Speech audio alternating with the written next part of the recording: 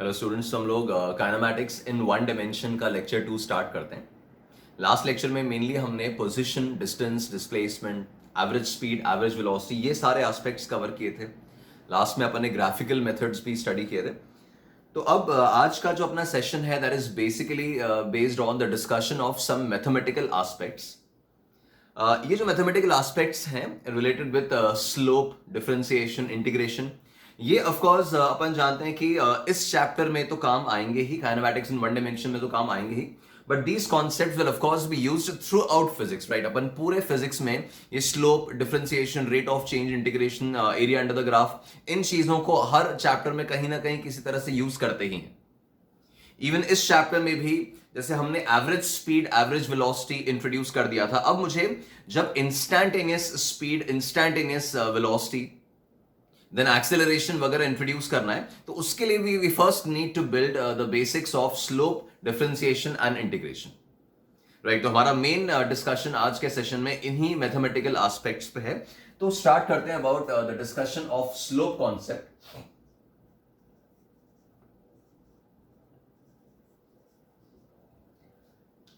Right, तो देखिए slope concept जो है इसको अपन दो अलग अलग कैटेगरीज में, दो केसेस में स्प्लिट करके स्टडी करेंगे।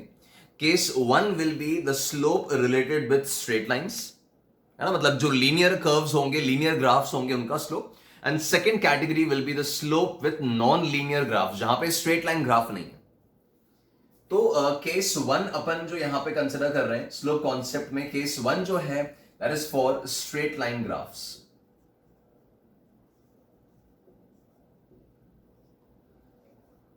ठीक है, अगर हमें ऐसे ग्राफ्स हैंडल करना है जहां पर स्ट्रेट लाइन हमें गिवन है, तो वहां पे स्लोप का क्या इंटरप्रिटेशन है वो स्टडी करते हैं, राइट। तो आप देखिए, अगर हमें y और x के बीच में एक ग्राफ गिवन है, ठीक है, कोई भी दो लेट्स से पैरामीटर्स हैं, उनके बीच में अगर एक ग्राफ गिवन है, let's say the graph is a straight line, तो इस तरह का अगर सिनेरियो है दैट ये एक स्ट्रेट लाइन ग्राफ मुझे गिवन है which is making an angle theta with the horizontal x axis. जो स्ट्रेट लाइन है वो हॉरिजॉन्टल एक्स एक्सिस के साथ थीटा एंगल पे है, तो इन that case the slope of that straight line, the slope of that straight line is defined as tan theta, right? It's by definition, तो slope जो है उस straight line का is defined as tan theta। अगर हम बात कर रहे हैं about a straight line graph, right? तो अगर y और x के बीच में, let's say x और time के बीच में velocity versus time, pressure versus volume, कोई भी ग्राफ्स जब आप ऐसे ड्रॉ कर रहे हो, and if that graph is a straight line, in that case the slope of that straight line is defined as this tan theta। मतलब ये थीटा हमें पता होना चाहिए with the positive side of x axis, right. अब इसमें of course जब slope अपन tan theta define कर रहे हैं, तो उसके हिसाब से अपन ये केसेस इसमें बना सकते हैं। जैसे अगर मान लीजिए थीटा जो है if it is less than 90, है ना, अगर कोई सिचुएशन है जहां थीटा एक्यूट एंगल है लेस देन 90 है, तो we know that less than 90 सभी एंगल्स के लिए tan थीटा जो होता है that is positive. tan 0, tan 30, tan 45, tan 60 सब पॉजिटिव वैल्यूज हैं। तो when theta is acute, acute मतलब ऑफ कोर्स वो 90 से छोटा एंगल अगर बना रहा है एक्स एक्सिस के साथ, इन that case the tan theta value is positive, tan theta is positive. तो ऐसे केस में will say that the slope of that straight line is positive, slope greater than 0 कह सकते हैं, या फिर अपन कह सकते हैं स्लोप पॉजिटिव होगा। सिमिलरली अगर थीटा जो है वो ऑब्ट्यूस है, राइट, अगर आपका जो एंगल है वो अगर 90 से बड़ा बन रहा है, ऑब्ट्यूस एंगल है, इन दैट केस उन सभी एंगल्स के लिए tan थीटा जो होता है that is negative. Second quadrant में आ गए अपन, है ना, एंगल्स लाइक 120, 135, 180, इन सब पे we can see that tan theta जो है दैट्स नेगेटिव, और tan थीटा अगर नेगेटिव होगा तो स्लोप भी नेगेटिव हो जाएगा। In that case the value of slope is negative. अच्छा, अब अगर let's say special cases, theta अगर 0 डिग्री है, थीटा 0 डिग्री, अभी थीटा है किसके साथ, theta is the angle with the X axis, तो थीटा 0 होने का मतलब जो ग्राफ है वो हॉरिजॉन्टल है ना। थीटा 0 होने का इंटरप्रिटेशन ये है कि इस तरह का अपन ग्राफ बना रहे हैं कि ये y और x के बीच में ग्राफ है, और ग्राफ ऐसा हॉरिजॉन्टल बना रखा है। ये अगर थीटा 0 है, तो ऐसे केस में we will say that the slope is tan 0, मतलब स्लोप इज 0। भाई इस लाइन का कोई इंक्लिनेशन नहीं है, राइट, इस लाइन का कोई इंक्लिनेशन नहीं है, कोई चढ़ाई, कोई ढलान नहीं है, इसका स्लोप जो होगा दैट विल बी 0। तो अगर ऐसे हॉरिजॉन्टल लाइन बन रही है, इन that case the value of slope will B 0। अच्छा, वही अगर स्पेशल केस थीटा अगर 90 डिग्री है ना, कोई सिनारियो है जहां थीटा अगर 90 डिग्री है, मतलब y और x के बीच में जो ग्राफ बना रखा है, या कोई भी दो पैरामीटर्स के बीच में जो ग्राफ है वो इस तरह का है, वर्टिकल अगर बना दिया, तो ऐसे केस में स्लोप इज tan 90। स्लोप आपका tan थीटा है ना, तो 90 डिग्री के केस में slope will be tan 90 and tan 90 is not defined. तो ऐसे केस में we will say that the slope is infinite और the slope is not defined, है ना, इनफाइनाइट स्लोप या फिर नॉट डिफाइंड स्लोप कहा जाएगा। तो ये तो एक एस्पेक्ट अपना हुआ रिलेटेड विद स्लोप। अब इसमें हमें ये क्लैरिटी रखनी है कि जब भी हमें इस तरह के ग्राफ्स मिलेंगे, और अगर मैंने कोई भी ये कोऑर्डिनेट सिस्टम लिया, जैसे मैंने कहा, it can B x versus T, position versus time graph, it can B velocity versus time graph, it can B acceleration versus time graph, pressure versus volume, कोई भी हो, तो कोई भी दो आपके पैरामीटर्स वेरिएबल्स के बीच में अगर ग्राफ है and the graph it is of this form, ये राइट, इस फॉर्मेट का अगर स्ट्रेट लाइन बना रखा है, दैट वो straight line is making acute angles.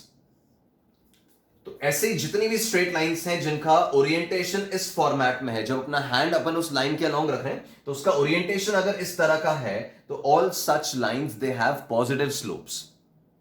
आपको ये नहीं देखना है कि वो कौन से क्वाड्रेंट में लाइन है, लाइन कौन से क्वाड्रेंट में, उससे कोई मतलब नहीं है। आप देखो, ये स्ट्रेट लाइन तो मैंने यहाँ पे सेकंड एंड फर्स्ट में बनाई है, यहाँ पे थर्ड सेकंड फर्स्ट में बनाई है, तो लाइन का क्वाड्रेंट नहीं, लाइन का इंक्लिनेशन देखना है। तो अगर लाइन का इंक्लिनेशन इस तरह का है, अगर लाइन का इंक्लिनेशन इस फॉर्मेट में है, तो all such lines they have positive slopes, तो इन सब का पॉजिटिव स्लोप है।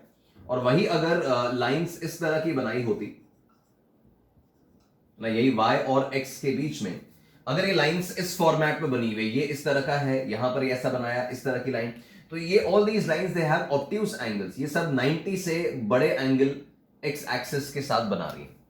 तो ये सब लाइंस जिनका इंक्लिनेशन इस तरह का है, जब अपन अपना हैंड प्लेस कर रहे हैं तो उनका इंक्लिनेशन, उनका ओरिएंटेशन इस फॉर्मेट में आ रहा है, तो all such lines they have negative slopes, right. ये सारे केसेस में we will say that the slope is positive, और इन सभी केसेस में will say that the slope is negative.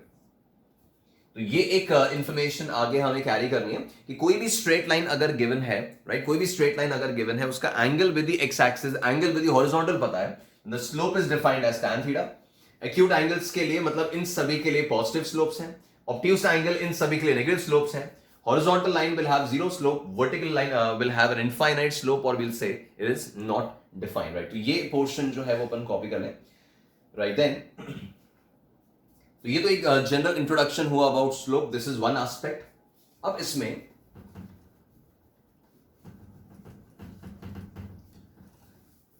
अब देखिए फर्दर इंटरप्रिटेशन यहां पे अपन ऐसे कर सकते हैं कि अगर कोई स्ट्रेट लाइन हमें गिवन है जिसका angle is not known,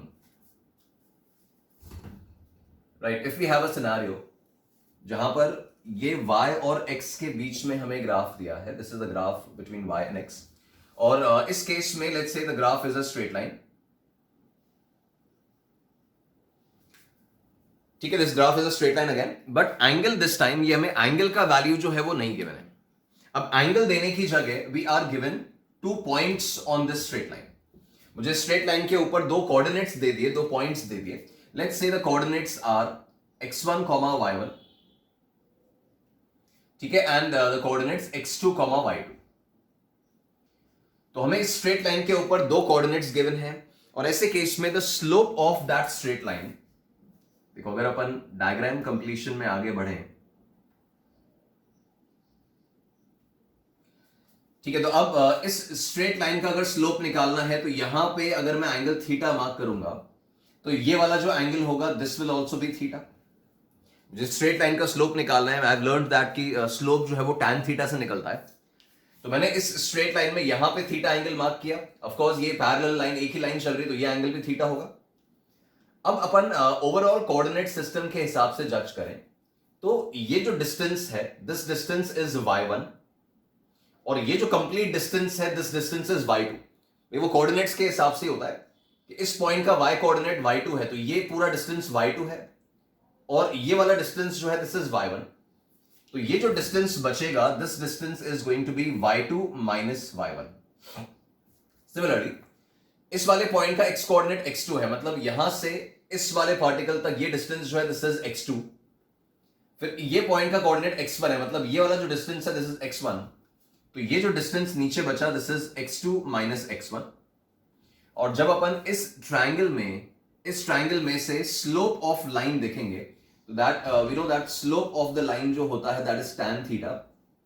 but जैसा मैंने कहा थीटा इस केस में नोन नहीं था, हमें थीटा प्रोवाइड करने की जगह उस लाइन पे कोऑर्डिनेट्स प्रोवाइड किए। तो ऐसे केस में tan theta it will be perpendicular upon base, तो that is y2 minus y1 upon x2 minus x1। Again एक पॉइंट जो डेफिनेटली आपको ध्यान होगा, रिकॉल कर रहे हैं अपन कि कोई भी स्ट्रेट लाइन जिसके ऊपर दो पॉइंट्स अगर मुझे पता हो तो slope of that straight line can be written as delta y upon delta x, मतलब the difference of y coordinates upon the difference of x coordinates, जिसको अपन लिख रहे हैं as y2 minus y1 upon x2 minus x1। तो ये एक और इंफॉर्मेशन अपना यहां से बन जाता है जो अपन कैरी करेंगे, ध्यान रखेंगे। तो दो फॉर्मेट्स हो गए, अगर कोई स्ट्रेट लाइन का एंगल पता है तब तो straight away slope is tan theta, और अगर कोई स्ट्रेट लाइन का हमें कोऑर्डिनेट्स पता है, ऐसे कोऑर्डिनेट्स पता है, then slope is given by delta y by delta x, y2 minus y1 upon x2 minus x1। ठीक है, अभी अपन स्लोप को केवल मैथमेटिकली समझ रहे हैं। सिमिलरली अपन डिफरेंशिएशन को भी पहले मैथमेटिकली समझेंगे और फिर इमीडिएटली उसको अपन अप्लाई करके देखेंगे in the context of speed, acceleration, velocity and so on. Alright, तो ये तो स्लोप का फॉर्मूला अपन ने लिखा। अब इसमें देखिए ये एक एस्पेक्ट हमें क्लियर होना चाहिए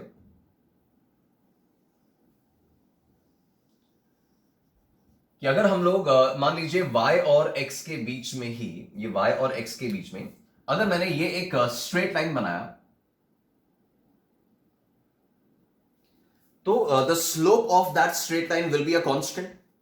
यहां पे अगर मैं इसका एंगल मेजर कर रहा हूं तो ये जो एंगल है लेट्स से अपीयर्स एज थीटा, इस जगह अगर अपन मेजर कर रहे हैं तो यहां पे भी वो angle inclination with the horizontal theta ही है ना। यहां पर भी अपन देख रहे हैं तो उसका इंक्लिनेशन हैज नॉट चेंज। तो वो एक सिंगल स्ट्रेट लाइन जो है वो हर जगह हॉरिजॉन्टल से एक ही एंगल बनाएगी theta. That means the slope of that single straight line is same everywhere. हर जगह उसका इंक्लिनेशन, उसका एंगल सेम है थीटा, तो स्लोप क्या रहेगा उसका tan थीटा। तो ऐसे केस में we are trying to say that the slope of a single straight line is constant, right? Whether it is positive or negative, that's a different issue.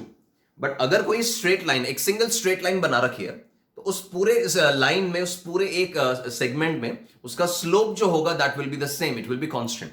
जैसे मान लो अगर मैं ये डायग्राम बना रहा हूं, अगर मैंने ये सिनेरियो लिया कि y और x के बीच में if we have graph of this form,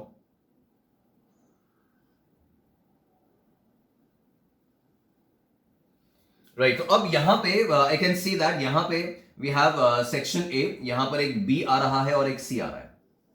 तो इसमें we can see we have three different line segments.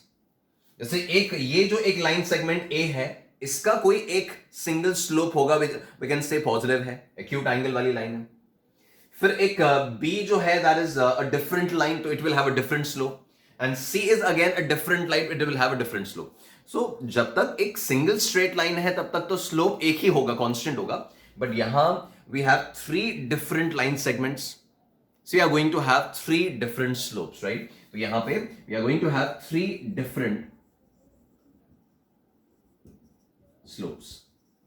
तो मेनली मैं यही पॉइंट यहां से कन्वे कर रहा हूं कि एक सिंगल स्ट्रेट लाइन का स्लोप तो फिक्स होता है, कांस्टेंट होता है। बट हाँ, अगर आप ऐसे अलग अलग स्ट्रेट लाइंस बना रहे हो, तीन अलग अलग टाइप की स्ट्रेट लाइंस हैं, तो तीन अलग अलग टाइप की स्लोप्स आ सकती है। जैसे इसमें आप देख रहे हैं कि एक पॉजिटिव है, एक जीरो है, एक नेगेटिव है। तो तीन अलग अलग स्ट्रेट लाइंस में तीन अलग अलग स्लोप वैल्यूज हमें मिल रही है। ठीक है, तो that is one aspect about slope. तो इसको अब अपन आगे कैरी करते हैं। ऑलराइट, तो इसके अंदर जो स्लोप वाला अपन ने एस्पेक्ट पढ़ा कि एक सिंगल स्ट्रेट लाइन का एक स्लोप होगा, फिर मल्टीपल स्ट्रेट लाइंस हैं तो वी हैविंग मल्टीपल स्लोप्स। तो उसको अपन यहां पर एक सिचुएशन में एनालाइज करते हैं। देखिए कि अगर हमें y और x के बीच में ही ग्राफ गिवन है, एक सिचुएशन में अप्लाई करके देख लेते हैं तो ओवरऑल वाइंड अप हो जाएगी बात। तो ये y और x के बीच में हमें ग्राफ गिवन है, let's say this is of this format, ये अपन ने ऐसा बनाया।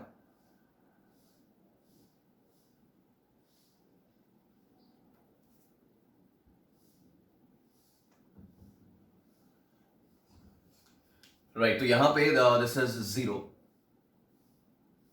This point we are given this is 5, यहां पर this is 15, this value is let's say 10, यहां the value is 15, इधर the value is -15, ठीक है। देन इस जगह पे the value it is 20 not 25, and let's say ये 25 के बाद this is 40, right। अब ये सिचुएशन हमें गिवन है, y और x के बीच में ग्राफ है। आप देखिए, मैं बोल रहा हूं कि हम अभी केवल मैथमेटिकल एस्पेक्ट देख रहे हैं, तो इसमें वेलोसिटी एक्सेलरेशन वगैरह अभी कुछ नहीं देख रहे हैं, it's just a graph between y and x, और इस तरह का हमें ग्राफ गिवन है। एंड वी कैन सी इस पूरे ग्राफ में if we count we have this single एक लाइन सेक्शन, ये है एक पूरा लाइन वाला जो है वो 5 से 15 तक एक लाइन है, 15 से 25 we have one line, and 25 to 40 we have one line, so we have 4 different line segments, so we'll be having 4 different slope values। तो एक कंप्लीट लाइन में तो एक ही स्लोप होगा, मतलब ये अगर मैं x का वैल्यू 0 से लेके 5 तक अगर अपन देखें, तो जब x की वैल्यू 0 से 5 है तब मुझे स्लोप निकालनी है। नो दैट कि 0 से लेके 5 तक it is a single straight line, और स्ट्रेट लाइन का स्लोप निकालने के लिए वी नीड कोऑर्डिनेट्स। तो मैं यहां पे कोऑर्डिनेट्स मार्क कर रहा हूं कि इसका x कोऑर्डिनेट 5 है, y कोऑर्डिनेट 15 है, so this coordinate will be 5, 15, and of course this coordinate is 0, 0। ठीक है, तो अगर अपन 0 से 5 तक का इसका स्लोप निकालें तो that slope is y2 minus y1 upon x2 minus x1, y coordinate 15 है, यहां y कोऑर्डिनेट 0 है, तो this is y2 minus y1 upon x2 minus x1, the slope is +3। अच्छा, एक्सपेक्टेड भी था कि ये एक्यूट एंगल वाली लाइन है तो उसका स्लोप जो होगा वो पॉजिटिव होगा। तो what I am trying to say is कि जो x की वैल्यू 0 से 5 है, उस 0 से लेके 5 तक we are having a single straight line, so will be having a single slope value. इस 0 से 5 तक एक ही स्लोप है, कांस्टेंट है, and that is +3। Then after that अपन बात करें about x equals to 5 to x equals to 15, because ये पूरा एक ही स्ट्रेट लाइन है।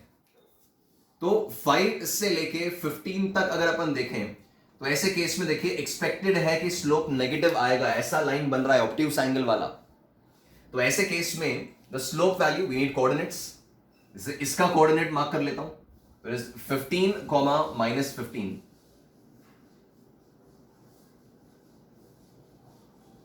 ठीक है, अब इसका अपन स्लोप निकालें, ये 15, -15 है, इसका अपन स्लोप निकालें तो it is y2 minus y1। अब ये एक y कोऑर्डिनेट है, ये y कोऑर्डिनेट है, तो y2 minus y1 आपका ये y2 minus y1 हो गया, and that upon x2 minus x1, so that is x2 minus x1, तो दैट कम्स आउट एज -3।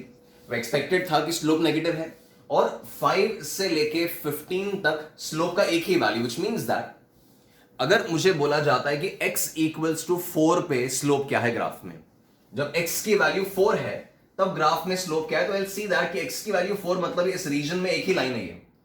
तो 0 से लेके 5 मतलब x equals to 4, x equals to 3, x equals to 1, हर पॉइंट पे स्लोप की वैल्यू यही है। 5 से लेके 15 पूरे जोन में स्लोप की वैल्यू एक ही है, -3। फिर अपन देखें 15 से 25 we have a horizontal line, और हॉरिजॉन्टल लाइन का स्लोप 0 होता है, वो हम बात कर चुके हैं। तो ये 15 से 25 तक अगर अपन देख रहे हैं तो ऐसे केस में the value of slope is 0, है ना। 15 से 25 the slope is 0, and accordingly ऐसे ही अगर अपन 25 से 40 की बात कर रहे हैं तो वी नो दैट 25 टू 40 के लिए अगेन ये इस तरह की इंक्लिनेशन की लाइन है, एक्यूट एंगल वाली, तो पॉजिटिव स्लोप आने वाला है। तो इसका कोऑर्डिनेट मार्क कर लें, तो इसका कोऑर्डिनेट विल बी 25, -15, और इसका जो कोऑर्डिनेट है दिस इज 40, 0। ठीक है, ये जो स्ट्रेट लाइन है उस पे मुझे 2 कोऑर्डिनेट्स एटलीस्ट चाहिए, मान लो अगर आपको एक ही स्ट्रेट लाइन पे मल्टीपल नंबर ऑफ कोऑर्डिनेट्स पता है, मान लो 3 कोऑर्डिनेट्स पता है, तो उन 3 में से कोई से भी 2 को लेकर आप उसका स्लोप निकाल सकते हैं। तो ये एक 25,15 और वो 40,0।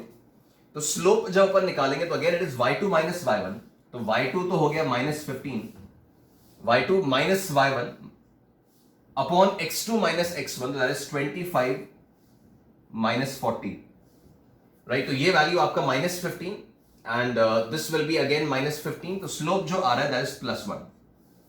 तो ये इसका स्लोप आ गया, 25 से 40 के जोन का स्लोप आ गया। तो ऐसे किसी भी सेक्शन में मान लो मुझे बोलता है कि x इक्वल्स टू 13 पे स्लोप निकालना है, तो मैं इमीडिएटली देख रहा हूं कि x equals to 13 lies in this zone, और इस जोन में ये एक ही स्ट्रेट लाइन है जिसका एक ही स्लोप होगा, नेगेटिव होगा, और वही मेरा आंसर हो जाएगा फॉर x इक्वल्स टू 13। अब यहां एक स्पेशल पॉइंट हमें और अब ध्यान रखना है। स्पेशल पॉइंट ये कि अगर मैं x इक्वल्स टू 5 पे आपसे स्लोप पूछूं, 0 से 5 तक तो ठीक है, 5 से 15 भी ठीक है, बट x इक्वल्स टू 5 पे क्या स्लोप है? तो x इक्वल्स टू 5 अपन देख रहे हैं कि वो पॉइंट जो है वो इस स्ट्रेट लाइन का भी पार्ट है, 0 से 5 में ये वाली जो स्ट्रेट लाइन है उसका पार्ट भी है x इक्वल्स टू 5, और यही x इक्वल्स टू 5 इस स्ट्रेट लाइन का भी पार्ट है। भाई ये जो पॉइंट है, आप देखो ये वाला पॉइंट इस स्ट्रेट लाइन को भी बिलोंग करता है, और ये जो पॉइंट है वो स्ट्रेट लाइन को भी बिलोंग करता है, and both the straight lines they have different slopes. तो कई बार ये अब फीलिंग आती है कि एक ही पॉइंट पर अब तो 2 स्लोप हो रही है। x इक्वल्स टू 5 आप देखो तो स्लोप +3 भी है, और x इक्वल्स टू 5 यहां देखें तो स्लोप -3 भी है। तो ऑफ कोर्स ऐसे सिनेरियोस पॉसिबल नहीं है ना। तो मैथमेटिकली इसमें ये कहा जाएगा कि जो ग्राफ में आपके शार्प एजेस हैं, है ना, जो शार्प पीक्स हैं, जो शार्प एजेस हैं, जैसे ये एक शार्प एज आया, ये एक शार्प एज आ रहा है, यहां पे आ रहा है, तो इन शार्प एजेस पे the slope is not defined. भाई एक ही जगह आप 2 स्लोप तो रिपोर्ट नहीं कर सकते ना।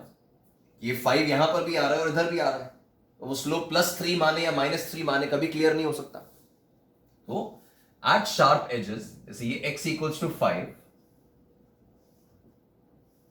then x equals to 15 and x equals to 25, है ना। ये जो आपके शार्प एजेस हैं, the value of slope,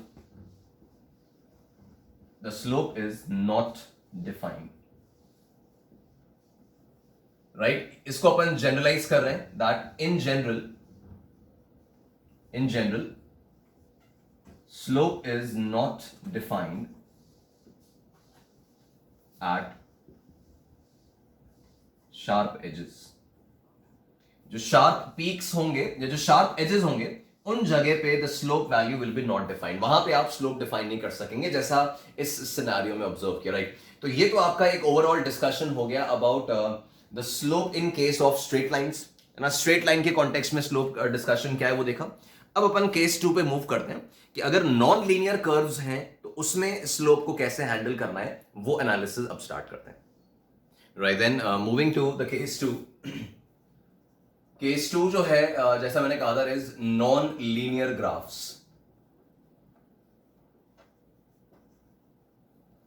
right. तो अगर ग्राफ जो है it is not a straight line, तो let's say again y versus x को ही बेस बना के, y वर्सेस x को ही एग्जांपल बना के चलते हैं। तो अगर y वर्सेस x ग्राफ जो है it is not a straight line, तो स्ट्रेट लाइन अगर नहीं है दैट मींस ये कुछ ऐसा नॉन लीनियर कर्व बना रखा है। तो ऐसे केस में वी कैन सी दैट कि इसका इंक्लिनेशन जो है वो लगातार चेंज हो रहा है। जैसे यहां पे इंक्लिनेशन कुछ और है, अब धीरे धीरे इसकी चढ़ाई, इसका इंक्लिनेशन, इसका स्टीपनेस वगैरह बदल रहा है।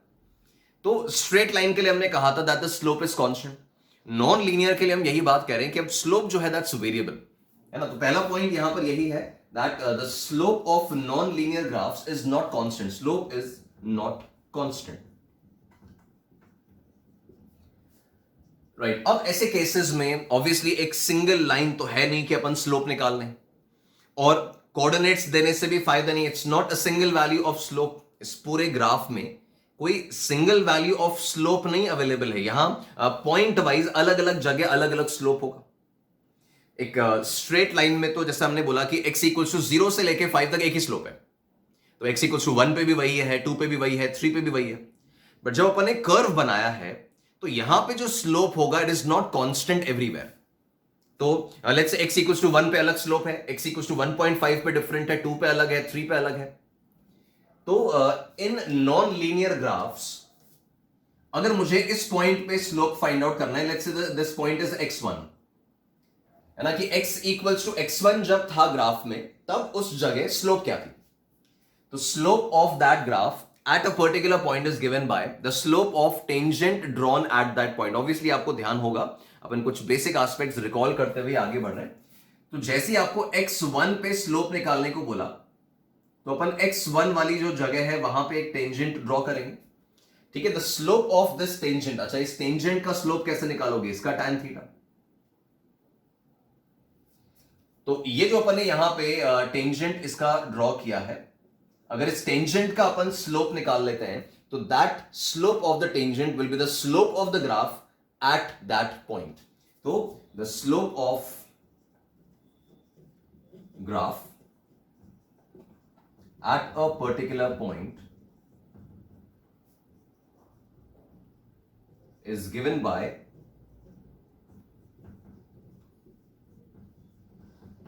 The slope of tangent at that point. तो मैंने यहां पे जैसे x1 जो है, तो x1 पे मैंने यहां पर इसके करस्पॉन्डिंग ग्राफ में टेंजेंट बनाया, और इस टेंजेंट का अगर मैं स्लोप निकाल लूंगा tan थीटा से, तो that will be the slope at x equals to x1। तो यहां पे अगर मुझे स्लोप निकालना है, तो इस टेंजेंट के लिए अगर मैं tan थीटा लगाता हूं, तो that will be the value of slope, ठीक है। तो अब द पॉइंट इज कि जब नॉन लीनियर ग्राफ्स आते हैं, तो स्लोप जो है वो पॉइंट वाइज डिफाइन होती है, कि x1 पे कितनी स्लोप है, x2 पे कितनी, और कैसे निकालोगे आप? टेंजेंट बना के निकाल लोगे। तो अब इसमें जैसे ये अपन ने नॉन लीनियर सेक्शन देखा, तो इसमें ग्राफ्स के मल्टीपल पॉसिबिलिटीज हैं। देखिए, अगर अपन नॉन लीनियर ग्राफ्स बनाएंगे तो मल्टीपल पॉसिबिलिटीज हैं। तो जैसे मान लो ये सिनेरियो है, ये जो हमने ग्राफ बनाया था, इसी को रीड कर रहे हैं, इसी को स्टडी कर रहे हैं। तो ये जो अपन ने फॉर्मेट ड्रॉ किया, ये जो अपन ग्राफ प्लॉट कर रहे हैं,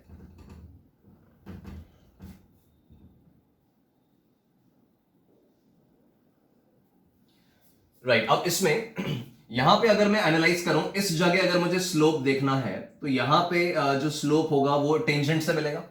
फिर फर्दर एक और आगे पॉइंट पे देखना है, तो इस जगह स्लोप अलग तरह से मिल रहा है, यहां पे स्लोप और डिफरेंट वे में अलग टेंजेंट।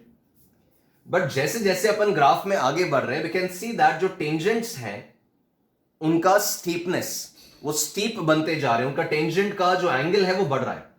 तो यहां पे अभी हमें दो पॉइंट्स समझने होंगे, दो टर्म्स समझने होंगे, that is steep and slant.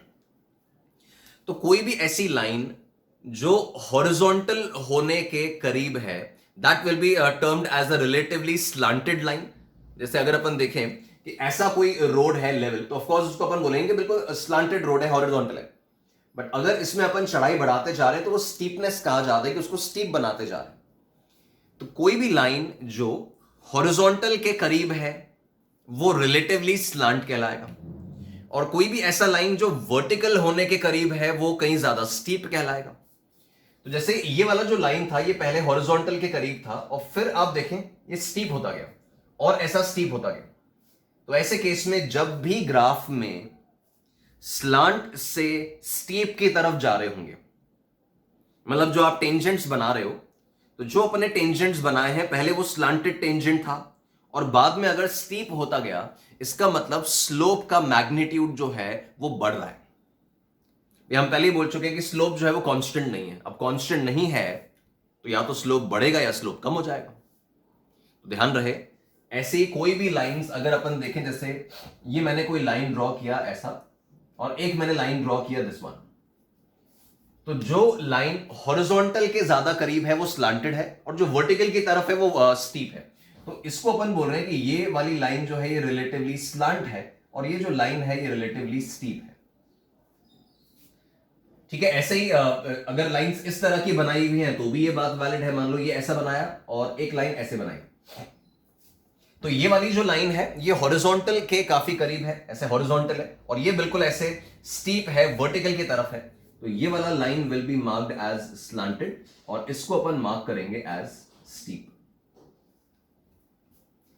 तो जब भी आपके ग्राफ में टेंजेंट्स जब आप बना रहे हो, है ना, जैसे यहां अपन ने अलग अलग पॉइंट्स पे टेंजेंट्स बनाए, तो वो टेंजेंट्स अगर स्लांट से होते होते स्टीप होते जा रहे हैं, स्लांट से स्टीप होते जा रहे हैं, तो ऐसे केस में उसका स्लोप मैग्नीट्यूड इंक्रीज हो रहा है ना। तो यहां पर पहले इस ग्राफ का अपन एनालिसिस देखें कि अगर ये y वर्सेस x ग्राफ है और नॉन लीनियर ग्राफ है, तो स्लोप हर जगह अलग अलग है, बट जज करें पॉजिटिव है स्लोप या नेगेटिव है। तो मैंने यहां पे टेंजेंट बनाया, ये टेंजेंट बनाया, ये टेंजेंट बनाया, ये तीनों टेंजेंट्स, इनफैक्ट इस पे सभी टेंजेंट्स एक्यूट एंगल वाले बनेंगे। I hope you will agree कि इसमें सभी टेंजेंट जो है वो एक्यूट एंगल वाले बनेंगे। तो ऐसे केस में the slope will B positive, है ना। तो ऐसे केस में पहले तो ये जज किया that the slope is positive.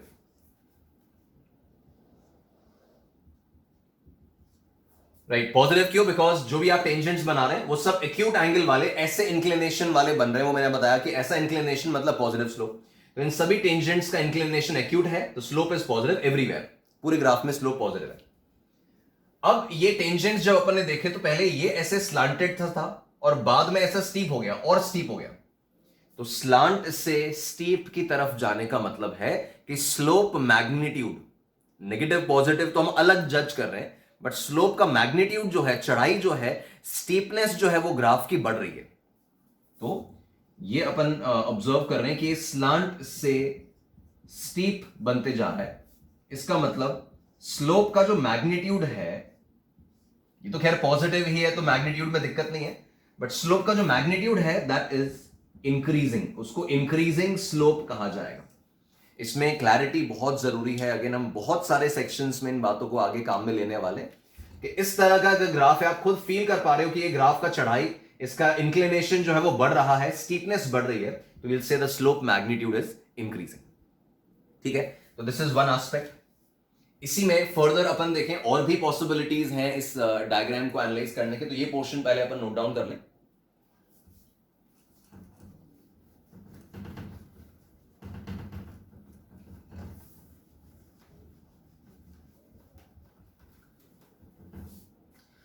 Right, तो इनमें ऑफ कोर्स पॉज करके आपने इसको नोट डाउन कर लिया होगा।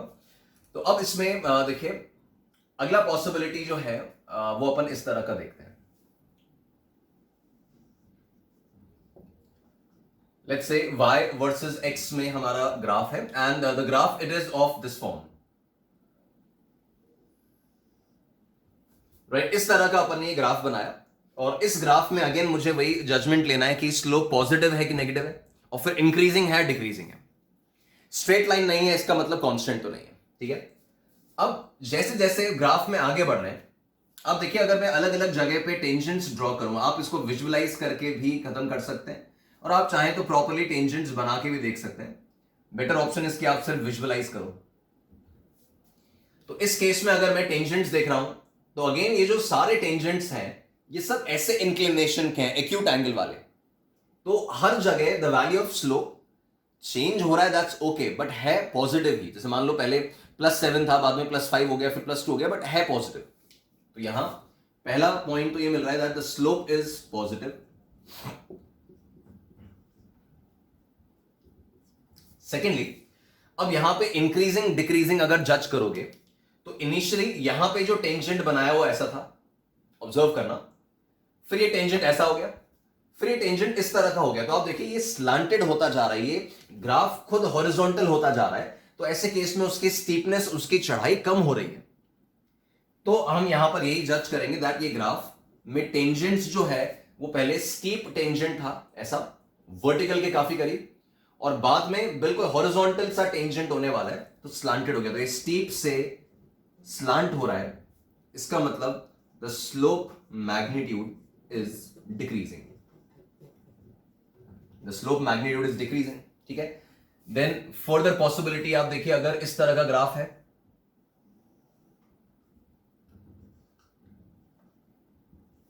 ये y वर्सेस x ग्राफ में अगर ये फॉर्मेट बना रखा है, अगेन ये भी नॉन लीनियर कर्व ही है ना। तो जैसे जैसे हम x में आगे बढ़ेंगे, अगेन टेंजेंट्स बना के अपन चेक कर लें।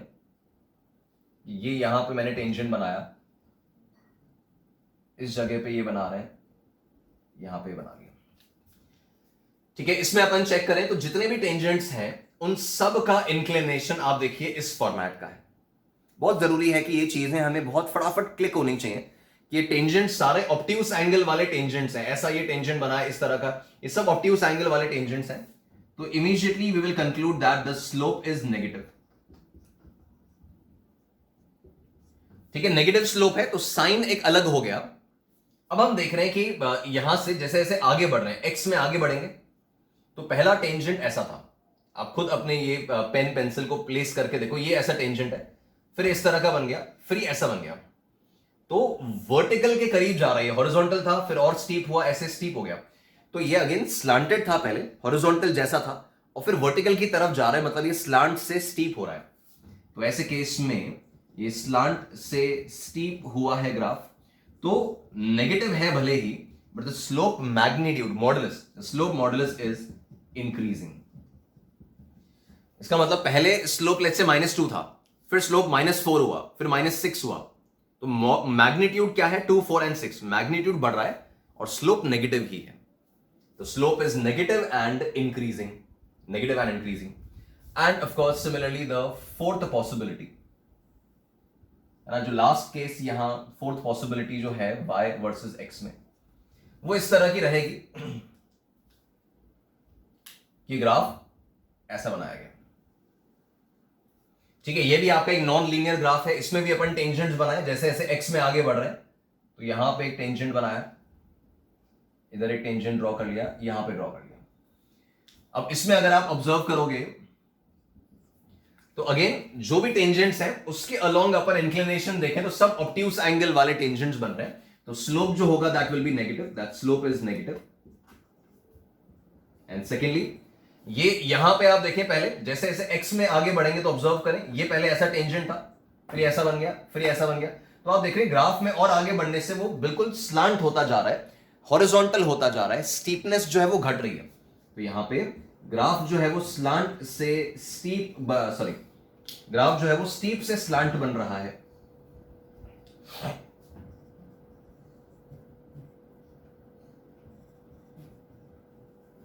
तो ऐसे केस में द स्लोप मैग्नीट्यूड, साइन तो नेगेटिव है but the slope magnitude is decreasing. Right, ये जो कंक्लूजन्स हैं ये सब हमें एक्सटी ग्राफ से वेलोसिटी के कंक्लूजन निकालने में हेल्प करेंगे कि बढ़ रहा है, कम हो रहा है, स्पीड घट रही है, स्पीड बढ़ रही है ना, या वीटी ग्राफ से एक्सेलरेशन निकालने में हेल्प करेंगे। तो हम उसी का प्लेटफॉर्म प्रिपेयर कर रहे हैं। और इवन आगे के चैप्टर्स में वी नो दैट जैसे फोर्स जो होता है that is DP by D, force is the rate of change of momentum. तो मोमेंटम वर्सेस टाइम ग्राफ से स्लोप निकाल के फोर्स मिलती है। बहुत सारे केसेस हैं जहां पे अपन को स्लोप का यूटिलाइजेशन है। तो वहां आपको क्लैरिटी होनी चाहिए, अगर स्ट्रेट लाइन है तो is given bye tan theta, straight line में स्लोप कांस्टेंट होगा, एक लाइन में एक ही स्लोप होगी। बट जैसे ही नॉन लीनियर कर्व्स आते हैं तो स्लोप पॉइंट वाइज डिफाइन होती है, हर जगह अलग अलग। और वो कैसे निकालना होता है? वो उस पॉइंट पे टेंजेंट बना के निकालना होता है। एक्यूट ऑब्ट्यूस आप चेक कर सकते हैं, पॉजिटिव नेगेटिव।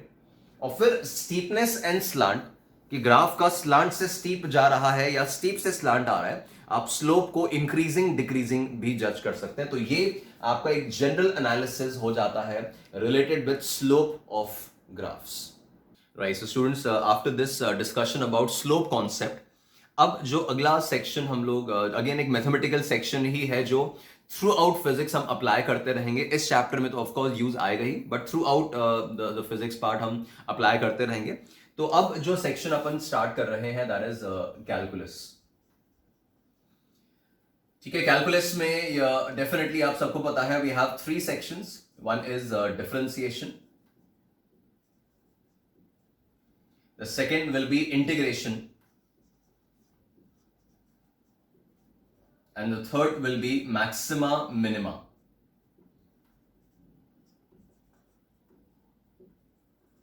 Right, ये 3 पोर्शंस अपने इस कैलकुलस सेक्शन में आते हैं। तो जैसे जैसे अपने टॉपिक की डिमांड होगी उसके हिसाब से सेक्शंस इंट्रोड्यूस होते जाएंगे। अभी हम पहले बात स्टार्ट कर रहे हैं अबाउट डिफरेंशिएशन।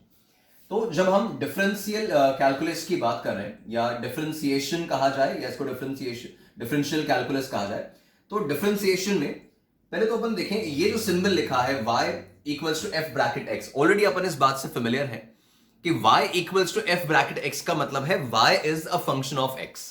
मतलब y की जो इक्वेशन है वो x के टर्म्स में लिखी हुई है। It can be a linear equation, trigonometric equation, exponential function, कुछ भी। तो if y is a function of x then we have the symbol dy upon dx। ये सारे बेसिक्स आप जानते हो, तो फटाफट से रिव्यू करते हुए चलते हैं।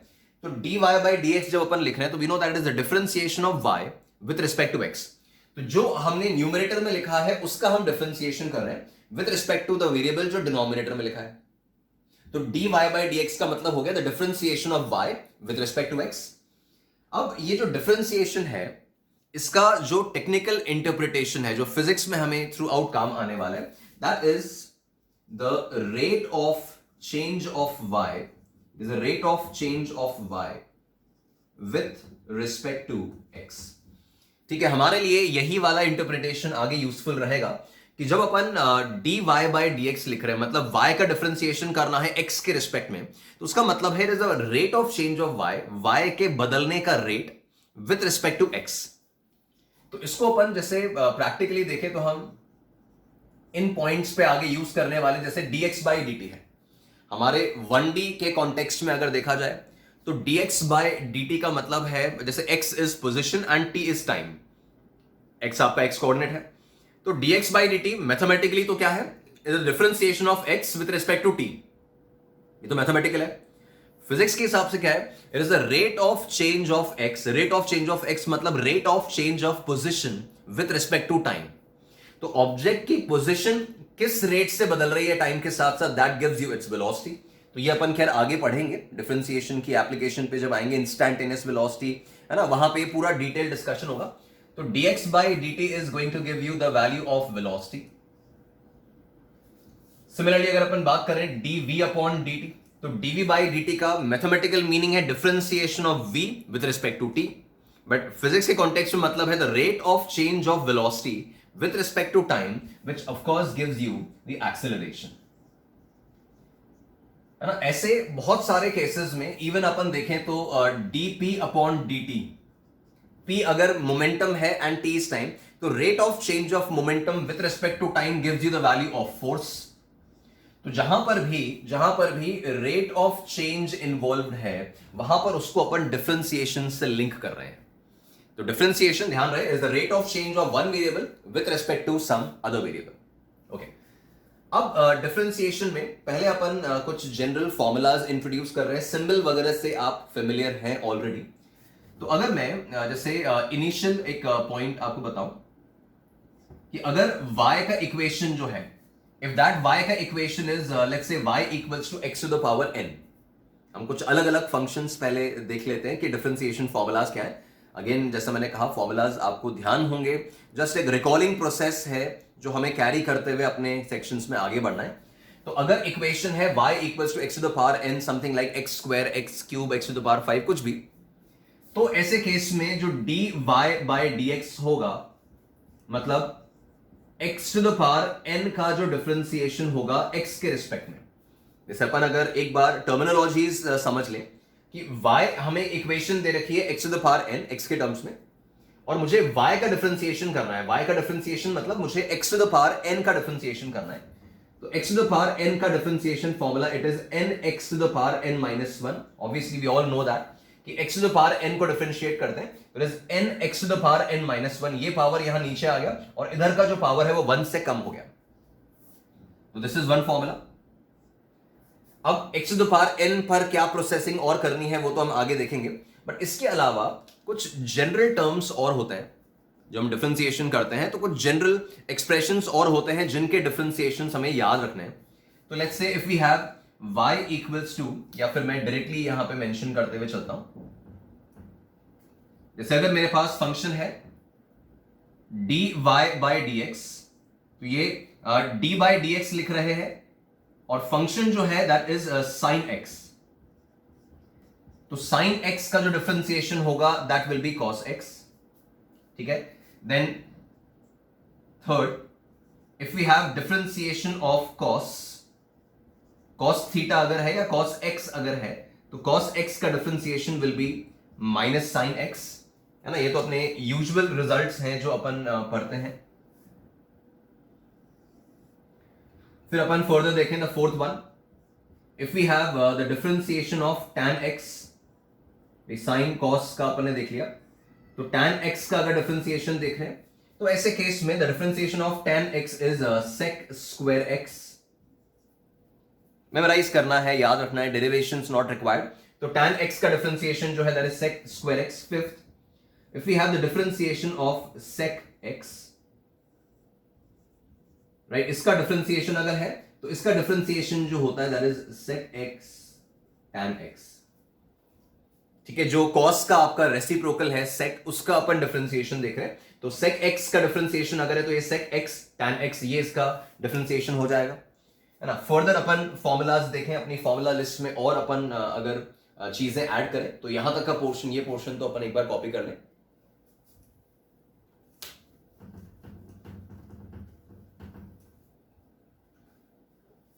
राइट, तो अब इसमें देखिए you have to be very much prompt in just analysing the results, है ना। जो आपका राइटिंग पार्ट है वो बहुत ऐसा होना चाहिए कि अल्टीमेटली हम टाइम सेविंग पर भी ध्यान दे रहे हैं।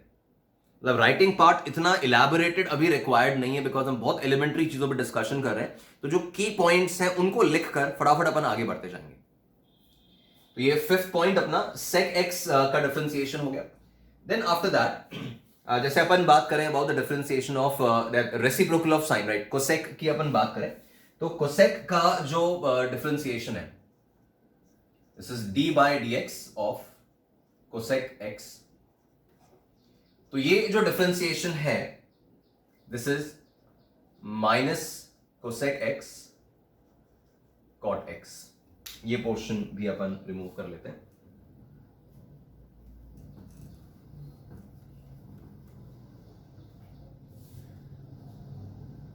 is cosec x cot x, right. तो cosec x का डिफरेंशिएशन जो है that is minus cosec x cot x। Further अब जैसे फर्दर जो डिफरेंशिएशन आता है आप देखो, तो साइन और उसके रेसिप्रोकल का डिफरेंशिएशन हो गया, कॉस और उसके रेसिप्रोकल का हो गया, टैन का हो गया। अब कॉट का हमें डिफरेंशिएशन देखना है, तो it is the differentiation of cot x and that is equals to minus cosec square x। ठीक है, तो ये कुछ बेसिक ट्रिग्नोमेट्रिक फंक्शंस जो होते हैं साइन कॉस टैन, उनके डिफरेंशिएशन हो गए, मेमोराइज करने होंगे। फर्दर अपन देखें तो लोगैरिथमिक फंक्शन का आपने डिफरेंशिएशन किया हुआ है ना। आपको ध्यान होगा आपने ln करके ln x करके पढ़ा है, इवन थर्मोडायनेमिक्स में यूज करते हो, काफी जगह काम आता है। तो ln x जो है that is something based on logarithm. तो हम आगे चल के एक कंप्लीट सेक्शन लेंगे, अपन पूरा हाफ एन आवर का डिस्कशन करेंगे अबाउट लोगैरिथम की लॉग कैसे हैंडल करते हैं, log a प्लस बी, है ना, log a अपॉन बी, ये सारी डिटेल्स कैसे मैनेज करनी होती है वो अपन एक अलग सेक्शन में लोगैरिथम जहां पे डिस्कस करेंगे वहां बात होगी। तो अभी अपन इसको भी अगेन मेमोराइज करना है। If we have the differentiation of ln x, मतलब log x का डिफरेंशिएशन है तो we have 1 by x। And then आपको एक पॉइंट और ध्यान होगा अबाउट एक्सपोनेंशियल फंक्शंस। ये e to the power x जो आप हैंडल करते थे, या आपने न्यूक्लियर फिजिक्स में, केमिकल काइनेटिक्स में e to the power something देखा है, तो वो e to the power x का differentiation it remains the same, e to the power x। ठीक है, तो ये अपना पूरा डिफरेंशिएशन टेबल हो गया, जिसमें मेनली ऑफ कोर्स ये वाला यूटिलाइजेशन इसी का सबसे ज्यादा है। बाकी ट्रिग्नोमेट्रिक रिजल्ट्स हमें याद रहने चाहिए। लोगैरिथम का हम लोग ध्यान रखें that differentiation is 1 by x, और e to the power x को डिफरेंशिएट कर रहे हैं तो it remains e to the power x only, right. So exploring that x to the power n only, जो x to the power n है उसी को अपन और एक्सप्लोर करते हैं। उसी में लेट्स से कोई पॉलिनोमियल है, whether it is a quadratic equation, cubic है, to the power 4 वाला है, उनके डिफरेंशिएशन पे हमारा मेन फोकस रहेगा। तो जैसा अभी अपना डिस्कशन हुआ कि अगर x to the power n का डिफरेंशिएशन है x के respect, now this is important कि आपका यहां जो इक्वेशन है ये x के टर्म्स में है और आप डिफरेंशिएशन जो कर रहे हैं वो भी x के टर्म्स में है, then only the formulas are applicable. मतलब यहां अगर x की जगह कोई वेरिएबल t आ जाए, टाइम, लेट्स से टाइम वाला फैक्टर आ गया, t आ गया, तो अभी दिस इज अ मिसमैच। तो अब इसको डिफरेंशिएट करने के लिए हमें कुछ एडिशनल स्टेप्स करने पड़ेंगे, बताऊंगा मैं। बट अभी हम जो रूटीन मेथड सीख रहे हैं वो क्या है कि हमारा जो इक्वेशन है वो x के टर्म्स में है और जो डिफरेंशिएशन हो रहा है वो भी x के टर्म्स में हो रहा है। इवन जैसे ट्रिग्नोमेट्रिक फंक्शंस में भी देखा कि sin x, cos x, tan x वो सब x के टर्म्स में थे और डिफरेंशिएशन भी x के टर्म्स में। अगर ये इक्वेशन t के टर्म्स में होता t to the power n, तो यहां हम dt लिख रहे होते, तो वो t के टर्म्स में लिख रहे होते। तो x to the power n का डिफरेंशिएशन जैसा आपने देखा है n x to the power n minus one, है ना। इसी चीज पे बेस्ड हम अगर रिजल्ट्स देखें तो we have let's say the differentiation of anything x to the power 5 को डिफरेंशिएट कर रहा हूं, जस्ट फटाफट से अपन इन चीजों पे अप्लाई भी करके देखें।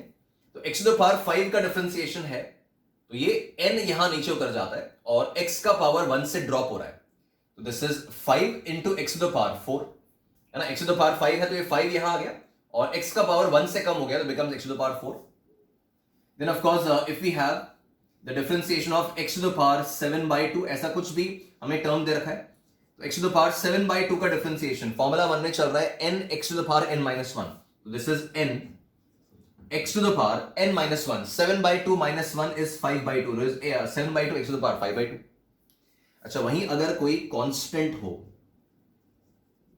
राइट, कोई भी कांस्टेंट है, whether it is 1, whether it is 5, 10, 15, कोई भी कांस्टेंट है, पाई 4/3 कुछ भी, तो कांस्टेंट का जो डिफरेंशिएशन होगा that has to be 0, because हमने अभी ये डिस्कस किया था कि डिफरेंशिएशन का मतलब है रेट ऑफ चेंज, कि कोई भी चीज किस रेट से बदल रही है, दैट इज इट्स डिफरेंशिएशन। तो जब आप किसी चीज को कांस्टेंट बोल रहे हो तो उसके बदलने का रेट क्या है, 0, इट्स नॉट चेंजिंग। तो कोई भी कांस्टेंट हो, the differentiation is of course going to be 0, ठीक है। अब इसमें अपन देखें ये x to the power n वाला जो डिस्कशन है, इसी में अगला स्टेप अपन देख रहे हैं कि अगर ये differentiation x to the power n होने की जगह अगर ये c into x to the power n होता, मतलब जो x to the power n है उसके साथ कोई कांस्टेंट भी अगर अटैच्ड है, समथिंग लाइक 5x क्यूब, तो x क्यूब को कैसे हैंडल करना है वो तो हमें पता है, बट साथ में एक 5 जो कांस्टेंट है वो भी है, it is not a complete constant, right. अगर सिर्फ 5 लिखा है तो सिर्फ 5 का डिफरेंशिएशन तो 0 है, but we have 5x cube, मतलब पूरा जो इक्वेशन है वो तो वेरिएबल है ना, उसमें 5 जो है वो एक कांस्टेंट टर्म आ रहा है और x cube is the variable part. तो अगर ऐसा हो कि साथ में कांस्टेंट भी है और फिर x cube x to the power 4 वगैरह लिखा है, तो कांस्टेंट को तो डिफरेंशिएट करोगे नहीं, कांस्टेंट तो चेंज ही नहीं हो रहा है, तो ये कांस्टेंट पार्ट को हम डिफरेंशिएशन के बाहर निकाल सकते हैं, बिकॉज वो चेंज ही नहीं हो रहा है, तो उसको डिफरेंशिएशन में रखने का मतलब ही नहीं, it's not changing, it's a fix value, तो उसको अलग किया और x to the power n को डिफरेंशिएट करना है, और x to the power n का डिफरेंशिएशन हमें ऑलरेडी पता है, it is n x to the power n minus 1, ठीक है। तो जस्ट सिंपल सा एप्लीकेशन है कि अगर मुझे मान लीजिए 5x क्यूब, जैसा मैंने कहा था 5x क्यूब को मुझे डिफरेंशिएट करना है x के रिस्पेक्ट में, मैंने क्या कहा, कांस्टेंट जो है उसको आप अलग कर लो और ये जो x क्यूब है उसको डिफरेंशिएट करेंगे अपन। ऑब्वियसली इतना लंबा प्रोसेस नहीं करना पड़ेगा, तो जस्ट अपन एक डिस्कशन कर रहे हैं, तो मैं पूरा प्रोसीजर आपको बता रहा हूं, and obviously most of us know कि वो क्या प्रोसीजर है। तो वो 5 कांस्टेंट जो मैंने बाहर निकाला, x क्यूब का डिफरेंशिएशन करना है, और x क्यूब का differentiation will know it is 3x square, तो ओवरऑल वैल्यू आपका 15x स्क्वायर बन रहा है, that is the overall procedure. अच्छा, इसमें ऑब्जर्वेशन क्या लिया है कि जब रिजल्ट आया ना तो उसको अपन ऐसे ऑब्जर्व कर सकते हैं एज इफ कि ये 3 जो है इसका पावर ये यहां जाके मल्टीप्लाई हो गया, तो ये 15 हो गया, और पावर जो है वो 1 से रिड्यूस हो गई, तो इट इज 15x स्क्वायर, तो 15x स्क्वायर, है ना। इन द सेम वे कोई भी ऐसा एक्सप्रेशन है, if we have let's say differentiation of 7x to the power 5, तो जैसा मैंने आपको कहा प्रोसेस तो क्या है कि 7 को बाहर निकाल लेंगे, x टू द पावर 5 का डिफरेंशिएशन वही n x to the power n minus 1, तो 5x टू द पावर 4, वो 5 उससे मल्टीप्लाई हुआ, तो ये 5 यहां 7 से मल्टीप्लाई हो गया, दिस इज 35, और x का पावर 1 से डिक्रीज कर दिया तो becomes x to the power 4, ठीक है। तो ऐसे ही कोई भी आपका एक्सप्रेशन है, if it is differentiation of 6x, तो अब x का पावर क्या है, यहां पे x का पावर 1 है, तो 1 यहां आके मल्टीप्लाई हुआ तो रिमेन्स 6, और फिर पावर को 1 से ड्रॉप करोगे, और x की पावर क्या है अभी 1 है, तो पावर को अगर 1 से ड्रॉप करोगे, डिक्रीज करोगे, तो x टू द पावर 0 हो जाएगा, तो x to the power 0 will be 1, तो 6x का डिफरेंशिएशन इज जस्ट 6, है ना। तो अगेन ये एक एस्पेक्ट अपन ने देख लिया कि अगर c into x to the power n constant साथ में अटैच्ड है, तो कांस्टेंट को असाइड करके जो वेरिएबल पार्ट है उसको अपन डिफरेंशिएट करेंगे, बट फिर कांस्टेंट साथ में कैरी फॉरवर्ड हो रहा है, मल्टीप्लिकेशन के फॉर्म में कांस्टेंट साथ में कैरी फॉरवर्ड हो रहा है। आप कोई भी फॉर्मेट में इसको अप्लाई करके देखो, मेथड क्या रहा, ये जो पावर है ये इससे आके मल्टीप्लाई हो गया, प्रोसीजर आपके सामने है, बट ओवरऑल कंक्लूजन क्या है, ये इससे मल्टीप्लाई हो गया और पावर 1 से डिक्रीज कर दी तो x टू द पावर 4 हो गया।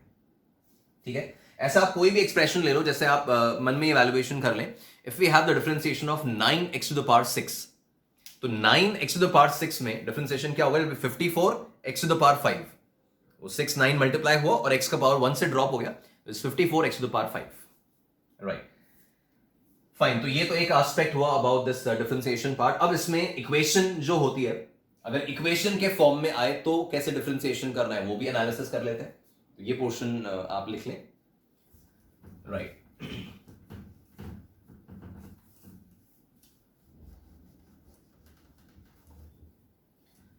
फाइन। तो इसी लीग को फॉलो करते हुए अगर हमारे पास कोई इक्वेशन फॉर्मेट है ना, कि अगर कोई कंप्लीट पॉलिनोमियल बना रखा है, क्यूबिक या टू द पावर 4 वाला इक्वेशन है, तो हम उसमें बस टर्म बाय टर्म डिफरेंशिएट करते जाएं जैसा अपन ने सीखा।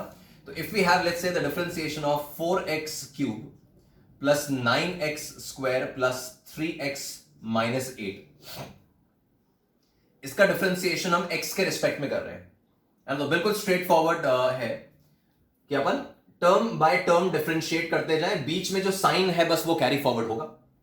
तो 4x क्यूब का डिफरेंशिएशन जो होना है that is 12x square plus, जैसे वही मैंने जो बोला आपको, ये पावर मल्टीप्लाई हो रहा है 12 और x का पावर 1 से ड्रॉप हो गया तो x स्क्वायर, 9x स्क्वायर है तो दिस इज 18x, 3x का डिफरेंशिएशन 3 और 8 जो है दैट्स प्योरली अ कांस्टेंट, कोई वेरिएबल उसके साथ नहीं है, तो उसका डिफरेंशिएशन फिर 0, वो आप लिखे नहीं लिखे एक ही बात है, वो 0 हो गया, है ना।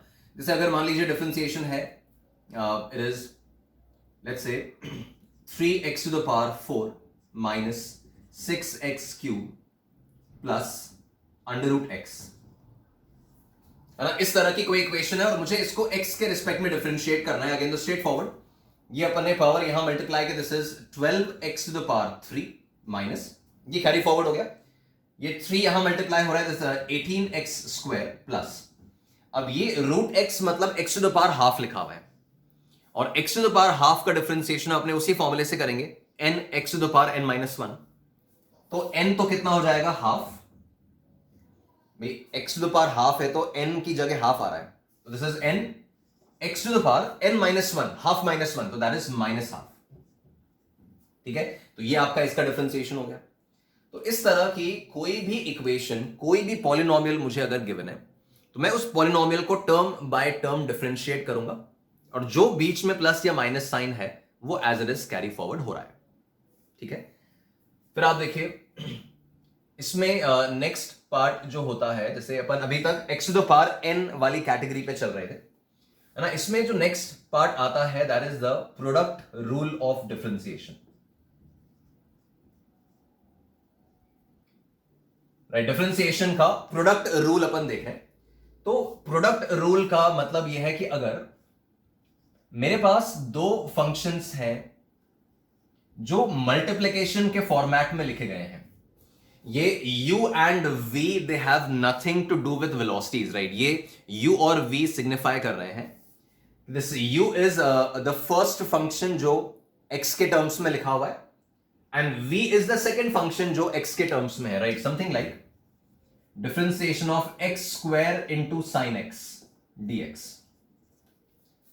तो ये u रिप्रेजेंट कर रहा है हमारा फर्स्ट फंक्शन, मतलब पहली इक्वेशन, और v रिप्रेजेंट कर रहा है हमारा दूसरा इक्वेशन। तो ये वेलोसिटीज वगैरह से कुछ कंफ्यूज नहीं करना है, अभी मैथमेटिकल बात चल रही है, फिजिक्स एप्लीकेशन पे तो अभी टर्न किया ही नहीं अपन, राइट। तो ऐसे केस में जब यहां पे दो फंक्शंस हो, दो इक्वेशन हो, एक ये इक्वेशन और एक यहां ट्रिग्नोमेट्री है, लोगैरिथम है, कुछ भी, और x के रिस्पेक्ट में डिफरेंशिएट करना है, तो सिंपल प्रोसेस है, you will write the first function as it is, जो पहला फंक्शन है, पहली इक्वेशन है, उसको आप एज इट इज लिख दो, multiplied by the differentiation of second,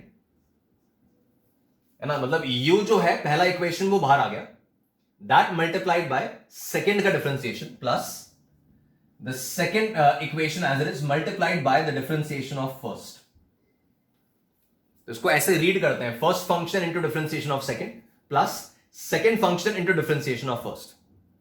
तो this is how we differentiate the equations जो प्रोडक्ट रूल के फॉर्मेट में है। जैसे मान लीजिए we have the differentiation for, जैसे मैंने कहा था, x square into sine x. तो ये हमारा वो कॉम्पोजिट फंक्शन है जहां पर एक्स स्क्वायर और ये sine x, u into v, दो इक्वेशंस का प्रोडक्ट है। तो इसमें क्या करना है, first function as it is बाहर, ये फर्स्ट इक्वेशन ये है ना, तो first equation as it is बाहर multiplied by the differentiation of second plus, फिर second function as it is बाहर आ जाएगा multiplied by the differentiation of first. तो उसके हिसाब से चले तो इट बिकम्स एक्स स्क्वायर, ये x square as it is, sine x का डिफरेंशिएशन आपका कॉस एक्स हो गया प्लस, फिर ये साइन एक्स जो है वो एज इट इज रहेगा और एक्स स्क्वायर का डिफरेंशिएशन आपका 2x हो गया। इसको अपन फर्दर सिंप्लीफाई नहीं भी करें तो चलेगा, लेकिन all depends on the application, किस जगह पे आप उसको यूज करने वाले हो, सब उस पर डिपेंड करने वाला है। ठीक है, तो whenever we have two equations written in this form, ऐसे प्रोडक्ट के फॉर्म में अगर लिखा है तो उसका डिफरेंशिएशन अपन इस फॉर्मेट में कर ले, the first function into differentiation of second plus the second function into differentiation of first, that will be the differentiation product rule, है ना। प्रोडक्ट रूल इस तरह से अप्लाई हो रहा है। अब ये एक्स स्क्वायर वगैरह कुछ भी हो सकता है, जैसे मान लो if we have differentiation of sine x ln x, ठीक है, sine x multiplied by ln x का डिफरेंशिएशन कर रहा हूं, दो अलग अलग फंक्शंस हैं। तो अब फॉर्मूला मन में यही चल रहा है, the first function multiplied by the differentiation of second, second का डिफरेंशिएशन ln x का differentiation is 1/x plus then the second function multiplied by the differentiation of first sine x का डिफरेंशिएशन cos x, ये आपका इसका differentiation हो गया, है ना। उसको सिंप्लीफाई करने की जरूरत नहीं है, आप उसको उसी फॉर्मेट में छोड़ सकते हैं। ठीक है, तो that is the product rule of differentiation. Utility जहां आएगी अपन एप्लीकेशन समझते जाएंगे, तो ये इसका प्रोडक्ट रूल है ना। Then after that of course आप रिकॉल कर पा रहे होंगे, we have a division rule, division rule of differentiation. तो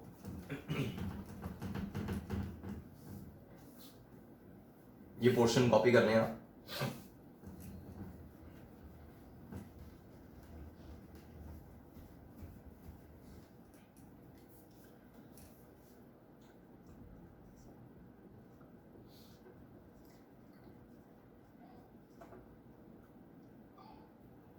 राइट, फाइन। तो डिवीजन रूल ऑफ डिफरेंशिएशन अगर देखें तो इसमें लिखा होगा इस तरह से, this is u upon v, मतलब दो इक्वेशंस, दो तरह के फंक्शंस अगर डिवीजन के फॉर्म में लिखे हैं u अपॉन v, राइट। तो अब ऐसे केस में जब अपन डिफरेंशिएशन करते हैं, u अपॉन v का जब डिफरेंशिएशन करते हैं, तो this is written as v times du upon dx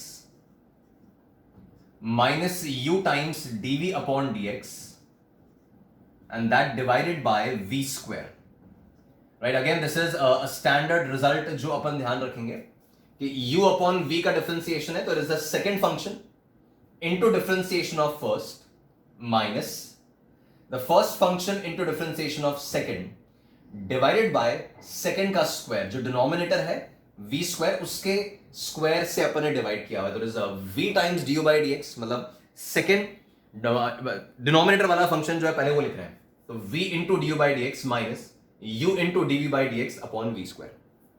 मतलब अगर मुझे लेट्स से मुझे इसको अप्लाई करना है for this situation, let's say we have differentiation of x plus 3 upon x square plus 4 and that with respect to x। ठीक है, अब इस तरह की इक्वेशन है तो मेरे पास रूटीन मेथड जो है ना x to the power n, उससे तो मैं डिफरेंशिएट कर नहीं सकता। तो दो अलग अलग इक्वेशंस हैं, x plus 3 and x square plus 4, तो ये इनके डिवीजन को मुझे डिफरेंशिएट करना है, तो ये रूल यहां काम आ जाएगा, दैट v मतलब ये सेकेंड फंक्शन को एज इट इज लिखा multiplied by the differentiation of first, तो x प्लस 3 का डिफरेंशिएशन क्या होगा, इट विल बी 1।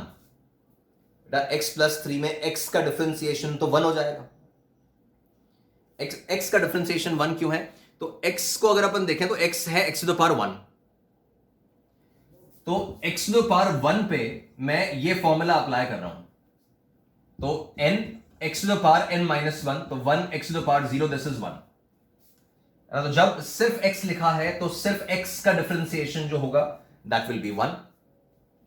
तो इसमें अपन देखें तो x square plus 4, this is v, into x plus 3 का डिफरेंशिएशन 1 माइनस, फिर first function as it is, u बाहर लिखना है, तो ये फर्स्ट फंक्शन क्या है, x plus 3 multiplied by differentiation of second मतलब ये, इसका डिफरेंशिएशन क्या होगा, x स्क्वायर का डिफरेंशिएशन 2x, और 4 कांस्टेंट है उसका differentiation 0, divided by v square मतलब x स्क्वायर प्लस 4 का square.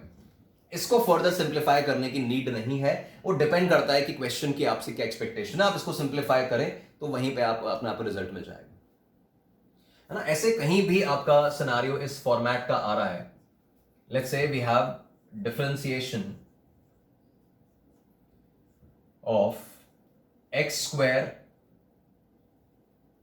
Divided by sine x, है ना। जैसे मैंने आपको बोला वही डिवीजन रूल है, x square divided by sine x के लिए आपके पास कोई डायरेक्ट इलाज नहीं है।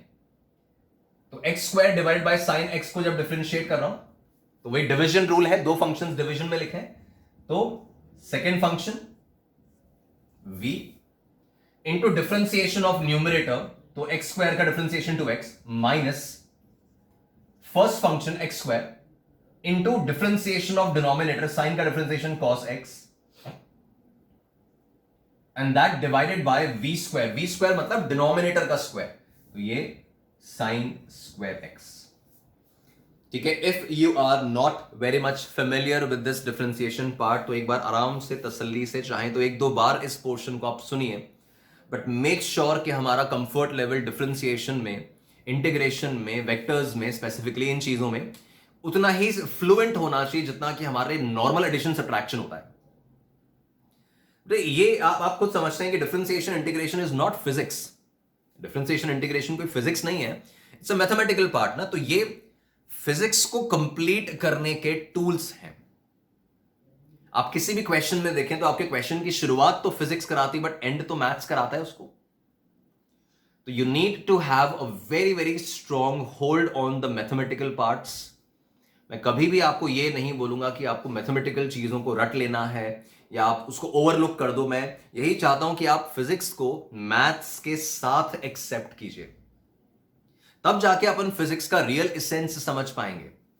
आपको कैलकुलेशंस को बिल्कुल नॉर्मली ट्रीट करना है ना। आप जैसे एडिशन सब्ट्रैक्शन करते हो तो कहीं फियर थोड़ी आता है कि कैलकुलेशन कर रहा हूं, तो फिर डिफरेंशिएशन इंटीग्रेशन में फियर क्यों? ट्रिग्नोमेट्री आते ही क्यों अपन को फियर होना चाहिए? ग्राफ्स बनते ही क्यों अपन को फियर आना चाहिए? तो इन चीजों को आप उतना ही नॉर्मल बनाइए। मैं बात कर रहा हूं over differentiation, integration, graph, straight line, quadratic, circle की इक्वेशन, एलिप्स की इक्वेशन, है ना, लोगैरिथम, इन सभी चीजों को आप अपन उतना ही नॉर्मल बनाएं जितना नॉर्मल हमारे नॉर्मल प्लस माइनस होता है। और वो हमें उसके लिए वर्क करना होगा। आप बस उस, जैसे मैंने कहा था, रिलीजियसली अपन अपनी चीजों को फॉलो करें, जो आपको बताया जा रहा है उस चीज को अपन फॉलो करें, तो हमें इन कैलकुलेशंस को ना बिल्कुल रूटीन कैलकुलेशन बनाना है।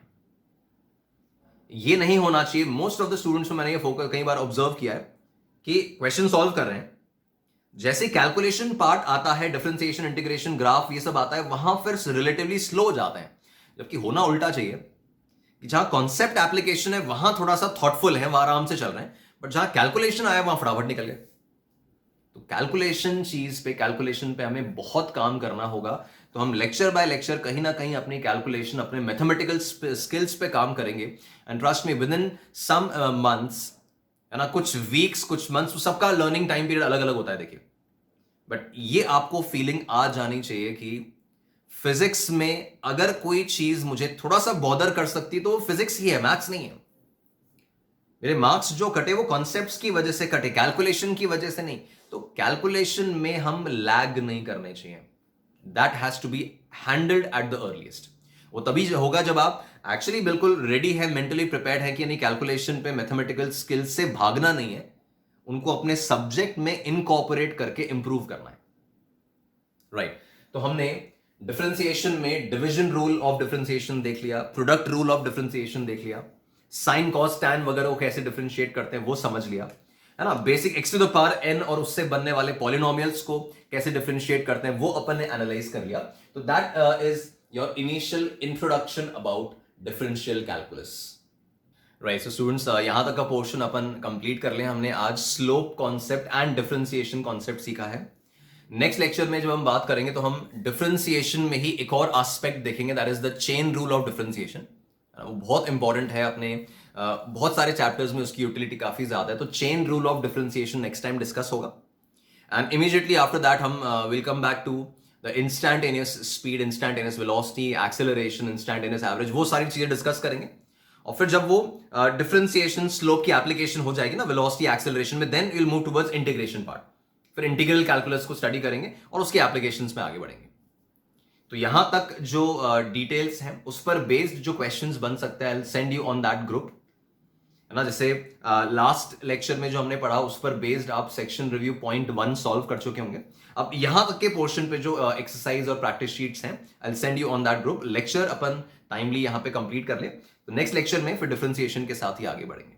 तो आज का लेक्चर यहीं पे फिनिश कर रहे हैं। Thank you.